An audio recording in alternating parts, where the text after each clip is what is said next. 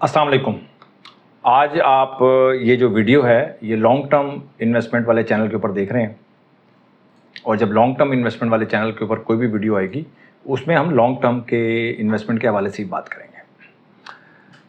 सबसे पहले मैं वॉच लिस्ट के बारे में बात करूंगा, उसके बाद करंट सिचुएशन के बारे में बात करेंगे। करंट सिचुएशन क्या है, आपको लॉन्ग टर्म इन्वेस्टमेंट अभी करनी चाहिए, क्या करना चाहिए, व्हाटएवर हम उसको बाद में डिस्कस करेंगे। सबसे पहले मैं जो नए जुड़ने वाले हैं उनके लिए मैं ज़्यादा फिक्रमंद होता हूँ क्योंकि लोग नए आते हैं स्टॉक मार्केट में। तो जब भी आपने लॉन्ग टर्म इन्वेस्टमेंट के बारे में जब बात कर रहे हैं हम, तो पहला रूल यहाँ पे नहीं लिखा हुआ मैंने, लेकिन पहला रूल मेरा यही है कि जब भी आप लॉन्ग टर्म इन्वेस्टमेंट करेंगे, कोई भी आप बाइंग करेंगे, तो मिनिमम 50% स्टॉप प्रॉफिट आपने रखना है। 50% मिनिमम, ठीक है। ये बहुत थोड़ा प्रॉफिट मैं आपको बता रहा हूँ। अगर आप अभी आपको ये समझ में नहीं आ रही तो जब आप इस जर्नी में आगे चलेंगे तो आपको पता चल जाएगा कि 50% कुछ भी नहीं है। आप 100% भी मिनिमम प्रॉफिट रख सकते हैं, 200% भी रख सकते हैं, 300% भी रख सकते हैं, 500% भी रख सकते हैं। कोई इतना बड़ा इशू नहीं है। कंपनीज आपको इतना कैपिटल गेन देती हैं, ठीक है। मैं कैपिटल गेन के हवाले से बात कर रहा हूँ। सिर्फ टाइम आपका चेंज हो जाएगा। अगर आप 200% प्रॉफिट को टारगेट करेंगे तो थोड़ा सा टाइम ज़्यादा लगेगा। अगर 50% प्रॉफिट को टारगेट करेंगे तो टाइम थोड़ा कम लगेगा। सिर्फ ये फ़र्क होता है। अच्छा, अभी वॉच लिस्ट के बारे में हम सबसे पहले बात करते हैं कि वॉच लिस्ट क्या है। वॉच लिस्ट का मतलब ये है कि आप लिस्ट बना लेते हैं कि आप आने वाले दिनों में किन किन स्टॉक्स में एंट्री ले सकते हैं। एंट्री के जब हमारे पॉइंट्स पूरे हो जाएंगे तब हम अपनी एंट्री लेंगे, ठीक है। तो किन किन स्टॉक्स में एंट्री लेनी है तो वो लिखना बहुत ज़रूरी है। देखें, तकरीबन 5 किस्म के मैंने कैटेगरीज बनाई हैं इस वक्त। एक ब्लू चिप स्टॉक्स होते हैं, अच्छी कंपनीज होती हैं, अच्छा बिजनेस होता है उनका, लेकिन उनका वॉल्यूम बहुत कम होता है, ट्रेड बहुत कम होती हैं। और ब्लू चिप स्टॉक्स हैं, मैं अभी आपको लिस्ट भी बता देता हूँ कि ब्लू चिप स्टॉक्स हैं विद वेरी लो वॉल्यूम, उनमें काम बहुत कम होता है। वो कुछ स्टॉक्स आपके वो होने चाहिए, कुछ स्टॉक्स ये होने चाहिए। उसके बाद फिर एक्टिव स्टॉक्स होते हैं। एक्टिव स्टॉक्स हैं जैसे डीजी खान सीमेंट है, मैपल लीफ सीमेंट है, ओजीडीसी, पाक ऑयल फील्ड, अस्क्री बैंक, इस तरह के ये एक्टिव स्टॉक्स हैं। Profit making companies, but profit making companies. एक कुछ एक्टिव स्टॉक्स होते हैं लो प्रॉफिट बनाते हैं या लॉस बना रहे होते हैं, लो प्रॉफिट बना रहे होते हैं या लॉस बना रहे होते हैं, लेकिन होते बड़े एक्टिव हैं, उनमें वॉल्यूम बहुत होते हैं। एक्टिव स्टॉक्स का मतलब है जिनमें वॉल्यूम बहुत ज़्यादा हो रहा होता है, ठीक है। और पांचवी हमारी कैटेगरी है पेनी स्टॉक्स की। पेनी स्टॉक्स का मतलब ये है कि उनमें 90% कंपनीज जो होती हैं वो लॉस मेकिंग कंपनीज होती हैं, लेकिन ट्रेड हो रही होती है उनके अंदर, ठीक है। तो पेनी स्टॉक्स में भी कुछ ना कुछ आपकी उसमें वॉच लिस्ट में मौजूद होनी चाहिए चीज़ें।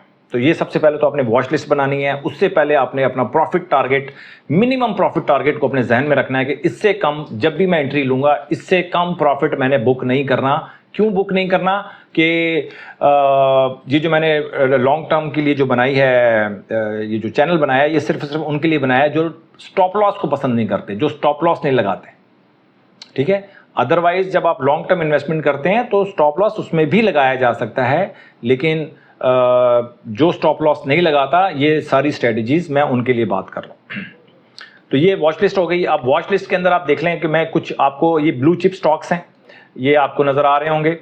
इनको मैं हाईलाइट कर देता हूँ। ग्रीन में जो नज़र आ रहे हैं आपको, ये है विद लो वॉल्यूम, जिसमें पाकिस्तान सर्विसेज लिमिटेड है, इंडस मोटर है, कोलगेट पामोलिव है, सर्विस इंडस्ट्रीज़ है, पाकिस्तान टोबैको कंपनी है, एबट लैबोरेटरीज, लकी इंडस्ट्रीज़ है, और एक्साइड पाकिस्तान, पैकेजेस, थल लिमिटेड, हाई नोन, मरी ब्रूरी, हेलियन पाकिस्तान, अलगाजी ट्रैक्टर्स, हिनो पाक मोटर्स, मिल्लत ट्रैक्टर भी इसमें आ सकता है।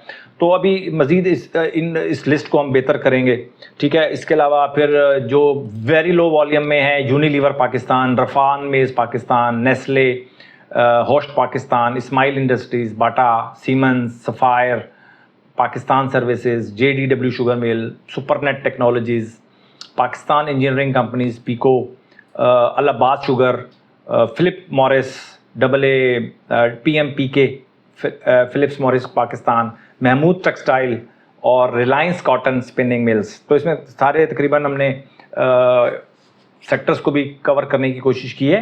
तो ये वेरी लो वॉल्यूम है, वेरी लो वॉल्यूम। ठीक हो गया जी, ये स्टॉक्स हो गए आपके पास, इनको आप नोट कर सकते हैं। इसको अगले वीक में हम दोबारा इसके ऊपर मैं मजीद काम करूंगा तो हम इस लिस्ट को मजीद बेहतर कर सकते हैं। फिर एक्टिव स्टॉक्स आ जाते हैं, ये एक्टिव स्टॉक्स हैं। ये मेरे आप जो दूसरा चैनल है उसके ऊपर आप डेली बेसिस के ऊपर आप देख रहे होंगे, ये आप इसका स्क्रीनशॉट भी ले सकते हैं। ये एक्टिव स्टॉक्स हैं, इनमें आपके पास जो है प्रॉफिट मेकिंग कंपनीज भी हैं, लॉस मेकिंग कंपनीज भी हैं, लो प्रॉफिट मेकिंग कंपनीज भी हैं, लेकिन इनमें वॉल्यूम बहुत होता है। तो कुछ पोर्शन आपको जैसे blue chip stocks with low volume में आपको कुछ परसेंटेज अपने कैपिटल को एलोकेट करना पड़ेगा, फिर आपको वेरी लो वॉल्यूम वाले में एलोकेट करना पड़ेगा, और कुछ फिर active stocks profit making companies में कुछ अपना जो कैपिटल है वो एलोकेट करना पड़ेगा। फिर active stocks loss making company या लो प्रॉफिट जो मेकिंग कंपनीज हैं उनमें कुछ ना कुछ कैपिटल आपका होना चाहिए कि उसमें आपको कैपिटल गेन होने का बहुत ज़्यादा चांस होता है। उसके बाद फिर पेनी स्टॉक्स में भी आपको कुछ ना कुछ अपना कैपिटल का हिस्सा आपको देना पड़ेगा। पेनी स्टॉक्स में भी आपको अच्छा कैपिटल गेन हो सकता है।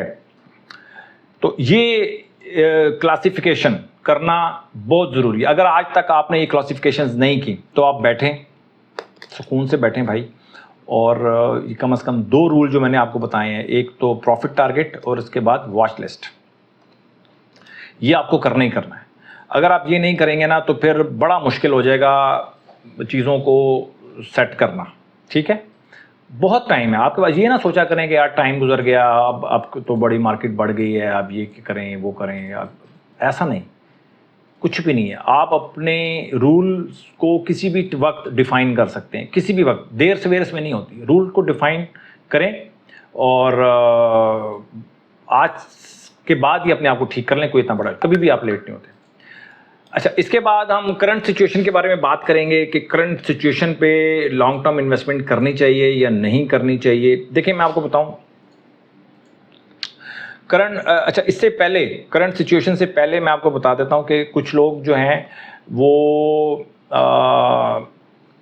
टाइम फ्रेम का बड़ा इसके अंदर बड़ा अमल दखल है कि आपको जब आप लॉन्ग टर्म इन्वेस्टमेंट कर रहे होते हैं तो डेली टाइम फ्रेम के ऊपर भी आप चीज़ों को अपने वॉच कर सकते हैं। डेली टाइम फ्रेम, उसके बाद वीकली टाइम फ्रेम, फिर मंथली टाइम फ्रेम। मैं समझता हूं कि सबसे बेहतरीन जो है वो है वीकली टाइम फ्रेम।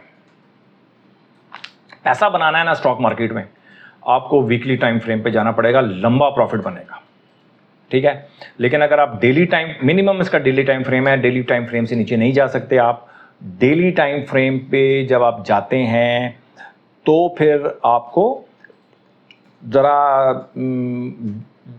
मतलब आपको एंट्रीज बहुत ज़्यादा बनेंगी आपकी। वीकली टाइम फ्रेम पे एंट्रीज कम बनेंगी और डेली टाइम फ्रेम के ऊपर एंट्रीज ज़्यादा बनेंगी, और मंथली पे उस वीकली से भी कम बनेंगी। तो मैं समझता हूं कि डेली और वीकली ये 2 टाइम फ्रेम पे आपको काम करना चाहिए, और दोनों का जो काम है, दोनों का अलग अलग काम है। समझ लें कि ये दोनों अलग फैक्ट्रीज बनेंगी आपकी, अलग फैक्ट्रीज। डेली टाइम फ्रेम के ऊपर जो फैक्ट्री काम कर रही होगी उसका अलग प्रॉफिट और लॉस होना चाहिए, और जो वीकली टाइम फ्रेम के ऊपर आप जो हमारी फैक्ट्री काम कर रही होगी उसका अलग प्रॉफिट लॉस होना चाहिए। और मंथली टाइम फ्रेम के ऊपर भी मैं समझता हूं कि आपकी एक फैक्ट्री काम करनी चाहिए। ये 3 फैक्ट्रीज होंगी, और आपको वक्त गुजरने के साथ पता चल जाएगा कि इन तीनों फैक्ट्रीज का अपना अपना कमाल है और अपनी अपनी इसकी प्रॉफिट रेशो है। मेरे हिसाब से जब आप मंथली टाइम फ्रेम पे जाएंगे तो मुझे लगता है कि सबसे ज़्यादा प्रॉफिट आपको मंथली टाइम फ्रेम वाली फैक्ट्री देगी। तो एक तो ये सारी चीज़ें मैं आपको, क्योंकि नए आने वाले बहुत सारे लोग होते हैं तो ये मुझे चीज़ें गिनानी पड़ती हैं अपनी हर वीडियो के अंदर। तो ये 3 फैक्ट्रीज हो गई। तो अभी इस वक्त जो सिचुएशन चल रही है, अभी इस वक्त की जो सिचुएशन चल रही है उसके मुताबिक मैं समझता हूं कि आपको क्या करना चाहिए वो हम देख लेते हैं। देखें, अगर हम सिर्फ एक लगाएं आइटम, हम लगा लेते हैं जी, फ़र्ज़ कर लें अस्करी बैंक लगा लेते हैं। अस्करी बैंक को आप देखेंगे टाइम डेली टाइम फ्रेम के ऊपर आप देखेंगे कैसा सुपर ट्रेंड के अंदर है, यानी कि अब इन्वेस्टमेंट करने का दौर इसमें से ख़त्म हो गया है। अब आपको इंतज़ार करना है कि कैसे ये स्टॉक जब ये लेगा, करेक्शन लेगा, तब हमने इसमें कैसे बाइंग करनी है, हमने ये डिसाइड करना है, ठीक है। और दूसरी बात ये है कि जब भी आप लॉन्ग टर्म इन्वेस्टमेंट करेंगे, आपके पास पीछे जो आपके बैंक में कैश है वो नहीं हमने ख़त्म करना। तो हमें हर लेवल के ऊपर इन्वेस्टमेंट करनी है, तो बहुत सोच समझ के इन्वेस्टमेंट करनी है और सुकून के साथ इन्वेस्टमेंट करनी है, जल्दी नहीं करनी। अभी बेचने का टाइम है। जो लोग लॉन्ग टर्म इन्वेस्टर हैं, अभी तो पैसा खुला करने का टाइम है, अभी पैसे बाउंड करने का टाइम नहीं है मेरे हिसाब से। जब करेक्शन आएगी फिर पैसा, उस पैसे को यूज़ किया जाएगा। जब मार्केट नीचे जाएगी तब लॉन्ग टर्म इन्वेस्टर ज़्यादा एक्टिव होगा, तब वो खुश होगा। देखें, आप लॉन्ग टर्म इन्वेस्टर, अच्छा इन्वेस्टर जो है ना, अच्छा इन्वेस्टर जब मार्केट ऊपर जाती है परेशान होता है, और जब मार्केट नीचे जाती है ना तो खुश होता है। ये क्यों होता है, इसका जवाब आपने कमेंट सेक्शन में देना है। उसको हम अगली वीडियो में मैं इस क्वेश्चन का, या जो मैंने बात की है उसको मैं डिटेल से बताऊंगा आपको। तो देखें, Askari bank daily time frame भी आप देखें सुपर ट्रेंड में है, सुपर ट्रेंड में चल रहा है, ठीक है। अभी आप इसमें इन्वेस्टमेंट नहीं कर सकते, थोड़ा आपको होल्ड करना पड़ेगा, वेट करना पड़ेगा। उसके बाद आप जाते हैं इसको वीकली में देखते हैं। वीकली के अंदर और तेज़ है। देखें, वीकली के अंदर तो, डेली में तो फिर थोड़ा थोड़ा हल्का हल्का गया ना, डेली में तो, वीकली में इस तरह जा रहा है ऊपर। वीकली टाइम फ्रेम पे देख रहे हैं आप, बिल्कुल स्टीप है। और उसके बाद आप मंथली में आप उसको देख लें, ये मंथली आ गया जी इसका। मंथली पे आप देखें, ये तो मोटरवे पे चढ़ा हुआ है। असल मोटरवे की जो अगर आपने ड्राइव को इंजॉय करना है ना, तो फिर आपको मंथली टाइम फ्रेम के ऊपर आपको इंजॉयमेंट मिलेगी। ठीक हो गया सर? तो ये 3 फैक्टरीज आज मैं रिवील कर रहा हूँ आपके सामने कि ये 3 फैक्टरीज आपकी होनी चाहिए, और ये 3 फैक्टरीज आपको अलग अलग पैसे देंगी, अलग अलग इनका हिसाब किताब होगा सारा। तो अभी आप देख लें कि अभी तीनों जो फैक्टरीज हैं, आप समझ लें कि ये अपना आपको परफॉर्मेंस दे चुकी हैं। अब आपको वेट करना है मार्केट के नीचे जाने का। जब मार्केट नीचे जाएगी फिर हम आहिस्ता आहिस्ता चीज़ों को बाय करेंगे। अभी मार्केट में सिचुएशन ऐसी नहीं है कि लॉन्ग टर्म वालों को इन्वेस्टमेंट की जाए।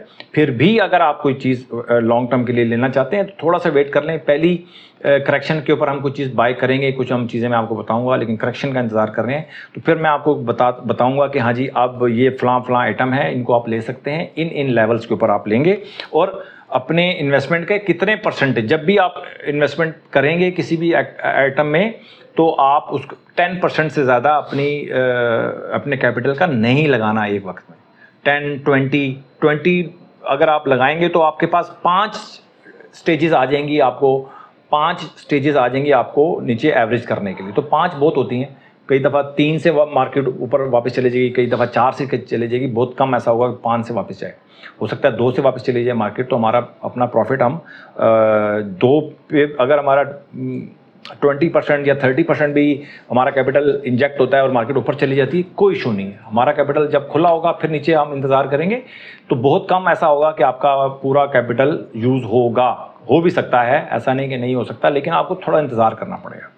एक दफ़ा आपने वो साइकिल पकड़ लिया ना, पूरा एक साइकिल आपने पकड़ लिया, बस फिर स्टॉक मार्केट आपके काबू में आ गई, सारी ज़िंदगी आपके काबू में रहेगी। तो ये थी जी सिचुएशन। अभी आपने